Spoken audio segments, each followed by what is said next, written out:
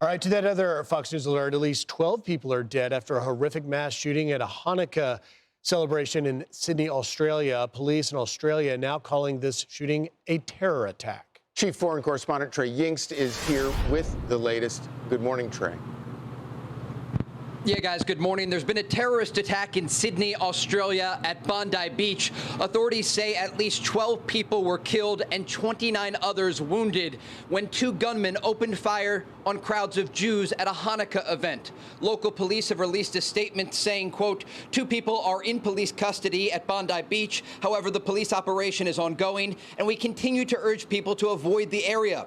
Please obey all police directions. Do not cross police lines." This event was scheduled to start at 5 p.m. local time in Sydney and was advertised as an event for all ages with music, games, and fun. One man describes what he heard and saw close to the scene of the shooting. The whole shop just like stood up and we all just ran into the back exit and everyone was pushing everyone. There was no like semblance and we just ran in through. Authorities say one of the gunmen is dead. They are still investigating the specifics surrounding this terrorist attack that targeted Jews in Australia. But we are now getting reaction from Israeli ministers, including Gideon Sa'ar, Israel's foreign minister, who said in a statement, quote, "I'm appalled by the murderous shooting attack at a Hanukkah event in Sydney, Australia. These are the results of the anti-Semitic rampage in the streets of Australia over the past 2 years, with the anti-Semitic and inciting calls of globalize the Intifada that were realized today. The Australian government, which received countless warning signs, must come to its senses." We're also getting reports in Israeli media right now that Israel's Prime Minister Benjamin Netanyahu is expected to give a statement in the coming minutes about this horrific attack in Australia. But again, the latest information that we have from Australian authorities, 12 people are dead and at least 29 wounded following this terrorist attack that targeted Jews at a Hanukkah event. Guys, back to you. And Trey, you mentioned, we could hear from Prime Minister Netanyahu following the Australian Prime Minister, Albanese. His initial statement that went out a few hours ago makes no mention of this being related to a Hanukkah celebration or anti-Semitism. Has the Australian Prime Minister given more indication about that?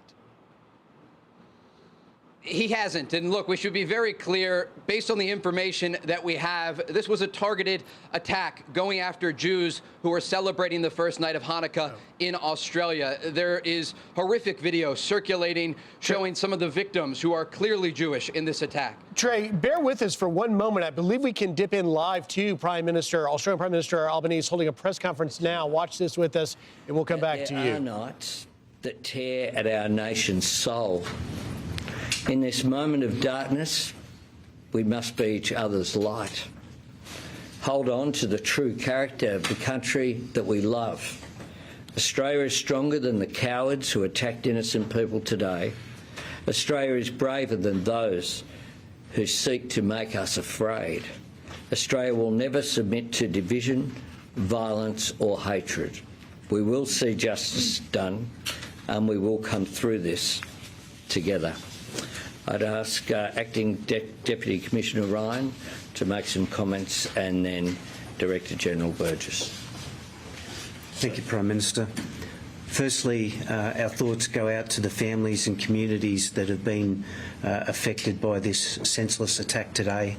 The AFP stands next to the New South Wales Police and with ASIO in our joint counter-terrorism arrangements, and we'll put all resources we can, all our specialist powers, all our specialist resources towards ensuring that this matter is investigated as thoroughly as possible. In relation to the Joint Counter-Terrorism Team, we have heard that there has been a declaration of a terrorist incident that will enable the AFP, along with ASIO and New South Wales Police, to use specialist powers in relation to this investigation. I don't wish to speculate in relation to any of the information that is currently known. This matter is ongoing. It is in its early stages, and we will continue to work with New South Wales Police to ensure that it's investigated as best as possible. Thank you. Thanks, Nigel. Thanks, PM. ASIO was also a member of the Joint Counter-Terrorism Team, and our principal role at this stage is to support the police in their ongoing investigation. But at the same time, as is standard practice for us, we are looking at the identities of the attackers, and where that is known, we're looking to see if there's anyone in the community that has similar intent. It's important to stress at this point we have no indications to that fact, but that is something we have active investigations on. The national terrorism threat level remains at probable. I don't see that changing at this stage. Probable means there is a 50% chance of an act of terror, and unfortunately we've seen that horrific act occur tonight in Australia. Thank you. A few questions. Charles? Prime Minister, you've called this terror. Are you aware of any other terror threats at the moment, and what's your message to Jewish Australians who may not feel safe in Australia tonight? My message to Jewish Australians is that your fellow Australians stand with you tonight in condemning this act of terror, in condemning this outrage. I've had a number of conversations with people tonight. One of the Jewish community leaders said to me that we know where anti-Semitism leads, that it leads to an attack on everyone, not just Jewish Australians. And this attack at Bondi Beach, of all places, a place of celebration, a place where people, particularly in Sydney, but from all over the world, come to enjoy each other's company, and to, in this case, at the Bondi Pavilion there. I'm very familiar with that pavilion. This senseless attack is one which is an act of terror. It is aimed at creating fear. But we will stand with the Jewish community and Jewish Australians at this time. Prime Minister, in light of this attack, is the government going to move on any of the recommendations in the Special Envoy's report on anti-Semitism in Australia? Yeah, we're continuing to work on all of those issues, including one of the things that you'll see is a request that had previously been made to be included in additional funding for security as well. And I know that it is, this is an incredibly tough time for the community to deal with this. It's important that they don't deal with it alone, that everyone stand with them at this time. And then we'll go filling that. Yeah. Left unchecked, as you were just saying, anti-Semitism leads to terrorism and violence targeting the innocent. Your government has come under criticism in claiming that it has effectively responded to the rise of anti-Semitism in Australia since October 7, 2023. In September, your government recognised a Palestinian state. Your ministers have attacked the Israeli government. Senior ministers refused to visit the sites of the October 7 massacres, and you created a special Islamophobia envoy alongside an anti-Semitism envoy. Have you taken the threat of anti-Semitism seriously, and can you guarantee the safety of Jewish Australians? Yes, we have taken it seriously, and we've continued to act. We've continued to work with Jewish community leaders. We've continued to take all the advice from the security agencies to put in place special measures, and we'll continue to do so. Phil? For Mr. Burders, for Deputy Commissioner Ryan. Yeah. Mr. Burders, you've been warning for a long time about the risk of this sort of attack, localised extremism. Were any of these people on your watch list? I think the New South Wales Commissioner just said they were aware of one of these characters. Okay, you've been listening to Australia's Prime Minister Anthony Albanese and officials there. Want to bring in Trey Yingst back from Tel Aviv as you follow this. And Trey, it seems that obviously we now hear the Prime Minister declaring it an act of terror. A lot of questions from the press there about whether or not his government is taking the threat of anti-Semitism seriously enough. It's 10:30 p.m. on Sunday night there in Sydney. They've had hours to sort of process this. But the takeaway that I took from what we just heard, Trey, was the official saying that with the counterterrorism team that the threat level's still at probable, that there is a 50% chance or better that there could be an ongoing threat. Yeah, Griff, Australia's Prime Minister formally declaring this an act of terrorism targeting Jews, saying that he stands with the Jewish community of Australia. But that last question you heard there from a reporter is a very important question that Australia's Prime Minister did not answer. And he was talking about guaranteeing the safety of Jews in Australia, because Israeli officials have already come out and said over the past several weeks that they have warned the Australian government about the possibility of attacks targeting the Jewish community in Australia, and yet the security state there had not rose to the level at which it could to stop an attack like the one that took place today, that took the lives of 12 innocent people, of Jews who were celebrating the first night of Hanukkah.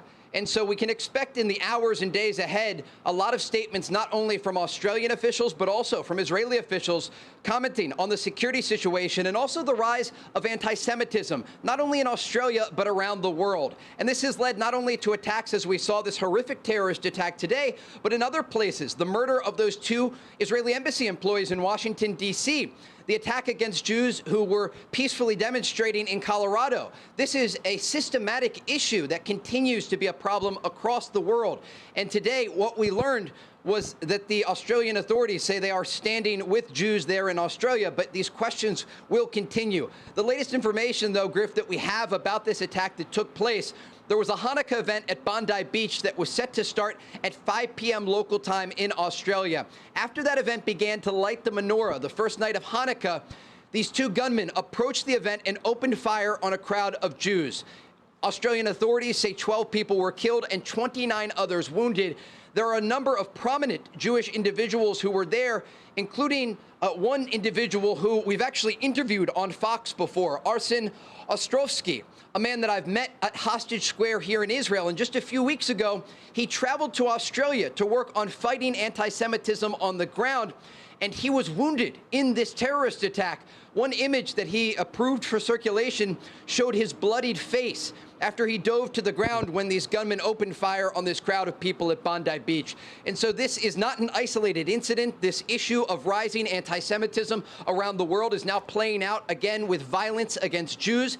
And for the first night of Hanukkah, we know that Israelis are going to gather at Frishman Beach here in Tel Aviv to have a vigil for their fellow citizens and those who were affected by this horrific terrorist attack in Australia.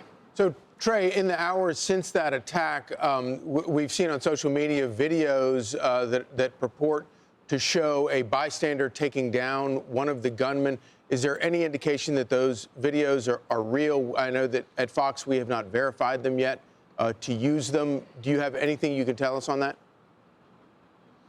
Yeah, we have reviewed one video that appears to be authentic, showing a bystander, and he approaches one of these gunmen. These gunmen are dressed in black, and they are shooting indiscriminately into these crowds of people.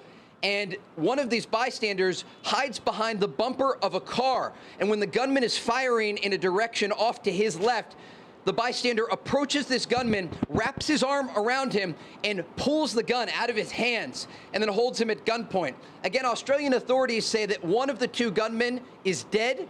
Another one is in custody, and they are investigating who exactly these individuals are. Australian media is reporting that there is at least one raid taking place at a house of one of the suspects in this shooting, this terrorist attack that took place against Jews on the first night of Hanukkah in Australia. But we will continue to get more information. There are these videos that are circulating, and it's important to note here what this means for Jews in Australia. Some of the people that were attending this event at Bondi Beach were survivors of October 7th. That man, Arsen, who survived October 7th, spoke with local news there in Australia, and I watched the interview before we came here on air, and he talks about surviving October 7th and then fighting anti-Semitism from here in Israel. then getting the call to move to Australia, where he then continued his efforts and then survived this terrorist attack today. But again, it gives you a sense that this is not an isolated event. The rise of anti-Semitism around the world is leading to violence against Jews, and the latest event was here in Sydney, Australia, at Bondi Beach, that led to 12 people being murdered and at least 29 others wounded. Yeah, I mean, there's no doubt that there's a rise in anti-Semitism, but there's also just a rise in religious intolerance. We saw the murder of school children in a mass in Minneapolis, and we have been reporting as much as we can, although I don't think we've been giving enough attention to it, the absolute slaughter of Christians in Africa. But I think no doubt that is happening. I'd love for you to just discuss how important the significance of this beach is, because this beach, I was recently in Australia. Bondi Beach isn't just a beautiful beach for surfers or tourists. It's a meeting point for the people of Sydney. They're there in the morning, walking all the way until the evening. They see the sun come down. This is going to have a chilling effect on everyone in Sydney, not just the Jewish community. Yeah, look, Bondi Beach is the most famous beach in Sydney, Australia. Thousands of people gather there each day to go to the beach with their loved ones. Many were there tonight for this Hanukkah celebration, but when you see the images of hundreds of beachgoers running for shelter during this terrorist attack, it does raise questions about the security situation in Australia and what authorities there will be doing to ensure that beachgoers and, of course, the Jewish community there remain safe.